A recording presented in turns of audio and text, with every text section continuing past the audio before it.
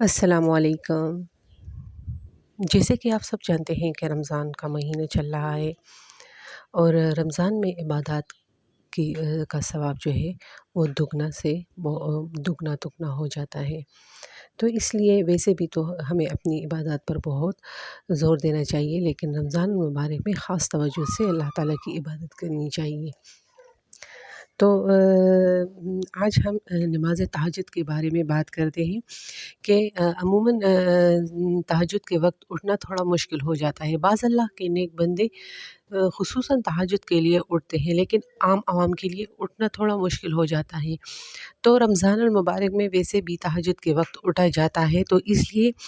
اس نماز کا بھرپور فائدہ اٹھانا چاہیے، کیونکہ کہتے ہیں کہ اس وقت اللہ تعالیٰ کا عرش پہلے آسمان پر آ جاتا ہے اور جو دعا بھی اللہ سے مانگی جائے وہ قبول ہوتی ہے۔ حضرت ابو ہریرہ رضی اللہ تعالیٰ عنہ سے روایت ہے کہ رسول اللہ صلی اللہ علیہ وسلم نے فرمایا، رحم کرے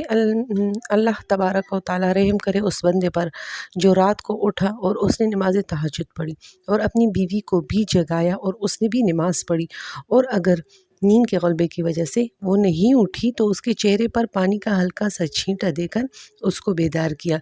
اسی طرح اللہ تعالیٰ رحم کرے اس بندی پر جو رات کو نماز تہجد کے لیے اٹھی اور اس نے نماز ادا کی اور اپنے شوہر کو بھی جگایا، پھر اس نے بھی اٹھ کر نماز پڑھی۔ اگر وہ نہ اٹھا تو اس کے چہرے پر پانی کا ہلکا سا چھینٹا دے کر اٹھایا۔ تو اس حدیث کو سمجھنے کے لیے یہ بات ملحوظ رہنی چاہیے کہ رسول اللہ صلی اللہ علیہ وسلم نے جس صحابہ کے سامنے یہ بات فرمائی، وہ نماز تہجد میں آپ کے ارشادات سن کر اور آپ کا حال دیکھ کر یقین کے ساتھ جانتے تھے کہ اس میں بندہ کیا پاتا ہے اور اس سے محروم رہ جانا کتنا خسارہ ہے۔ فرق مراتب کے باوجود عام صحابہ اور صحابیات کا یہی حال تھا، اسی لیے قدرتی طور پر ان میں سے ہر ایک اس دولت کا شائق اور حریص تھا۔ اس کے باوجود ایسا بھی ہو سکتا ہے کہ بلکہ ضرور ہوتا ہوگا کہ کسی رات کو شوہر کی آنکھ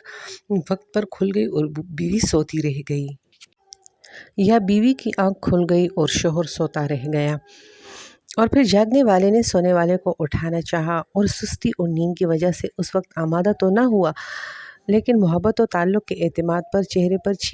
پانی کا ہلکا سا چھینٹا دے کر اٹھا دیا۔ ظاہر ہے کہ ایسی صورت میں یہ طرز عمل کسی کشیدگی اور ناگواری کا باعث نہ بنا ہوگا، انشاءاللہ باہمی محبت و مودت میں ترقی اور اضافے کا سبب بنے گا۔ بہرحال اس حدیث کا تعلق ایسے ہی صورتحال سے ہے، اور حضور پاک صلی اللہ علیہ وسلم کی ترتیب انہی خوش نصیب شوہروں اور بیویوں کے لیے جو اس کے اہل ہوں اور بذات خود بھی اس عظیم نعمت نماز تہجد کے قدر شناس اور شائق ہوں۔ تو نماز تہجد کے بہت ہی فضائل ہیں، بہت ہی